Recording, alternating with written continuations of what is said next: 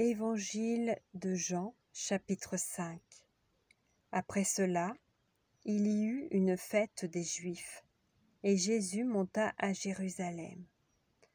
Or, à Jérusalem, près de la porte des brebis, il y a une piscine qui s'appelle en hébreu Bethesda, et qui a 5 portiques. Sous ces portiques étaient couchés un grand nombre de malades, des aveugles, des boiteux, des paralytiques, qui attendaient le mouvement de l'eau. Car un ange descendait de temps en temps dans la piscine et agitait l'eau, et celui qui y descendait le premier, après que l'eau avait été agitée, était guéri, quelle que fût sa maladie. Là se trouvait un homme malade depuis 38 ans. Jésus, l'ayant vu couché et sachant qu'il était malade depuis longtemps, lui dit : « Veux-tu être guéri ? » Le malade lui répondit : « Seigneur, je n'ai personne pour me jeter dans la piscine quand l'eau est agitée, et pendant que j'y vais, un autre descend avant moi. » « Lève-toi, lui dit Jésus, prends ton lit et marche. » Aussitôt cet homme fut guéri. Il prit son lit et marcha. C'était un jour de sabbat.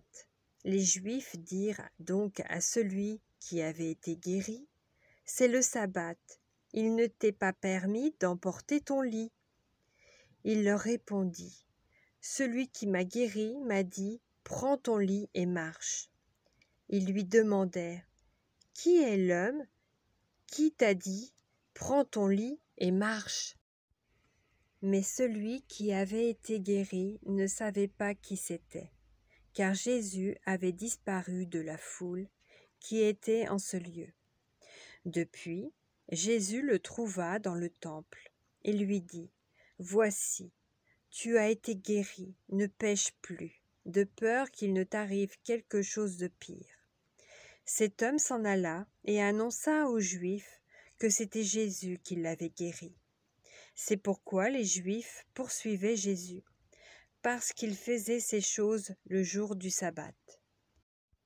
Mais Jésus leur répondit : « Mon Père agit jusqu'à présent, moi aussi j'agis. » À cause de cela, les Juifs cherchaient encore plus à le faire mourir, non seulement parce qu'il violait le sabbat, mais parce qu'il appelait Dieu son propre Père, se faisant lui-même égal à Dieu. Jésus reprit donc la parole et leur dit : « En vérité, je vous le dis, le Fils ne peut rien faire de lui-même. Il ne fait que ce qu'il voit faire au Père.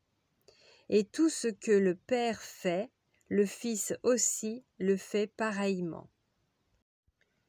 Car le Père aime le Fils et lui montre tout ce qu'il fait, et il lui montrera des œuvres plus grandes que celles-ci, afin que vous soyez dans l'étonnement. Car comme le Père ressuscite les morts et donne la vie, ainsi le Fils donne la vie à qui il veut.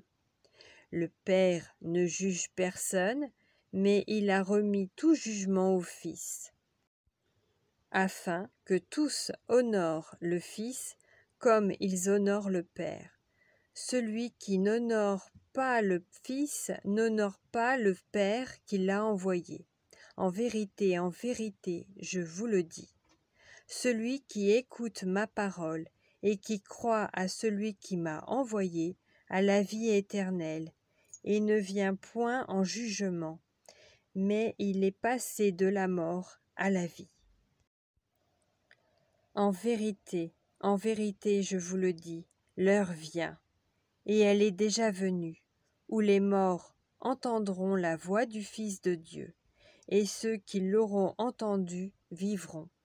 Car comme le Père a la vie en lui-même, ainsi il a donné au Fils d'avoir la vie en lui-même, et il lui a donné le pouvoir de juger, parce qu'il est Fils de l'homme.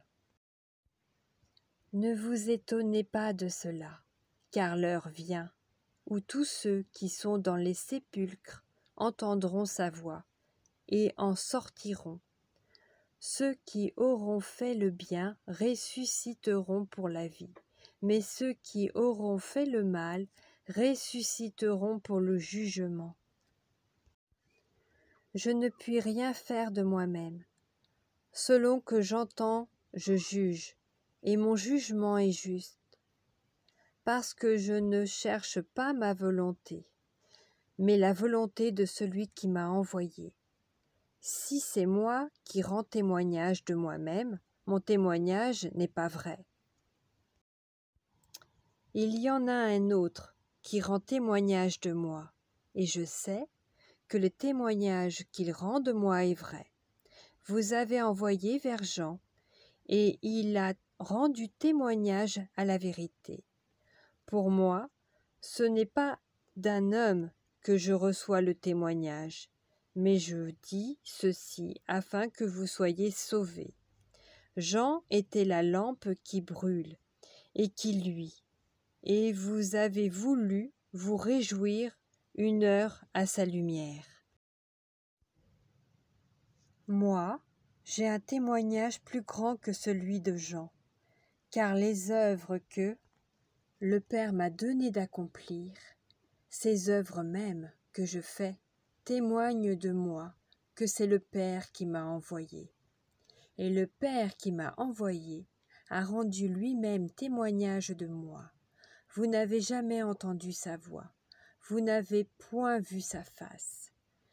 Et sa parole ne demeure point en vous, parce que vous ne croyez pas à celui qu'il a envoyé. Vous sondez les Écritures, parce que vous pensez avoir en elles la vie éternelle. Ce sont elles qui rendent témoignage de moi. Et vous ne voulez pas venir à moi pour avoir la vie. Je ne tire pas ma gloire des hommes. Mais je sais que vous n'avez point en vous l'amour de Dieu.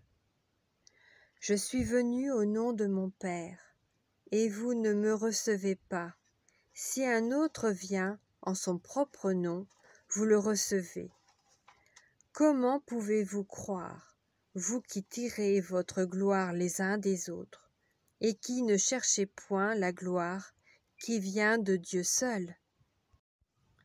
Ne pensez pas que moi, je vous accuserai devant le Père.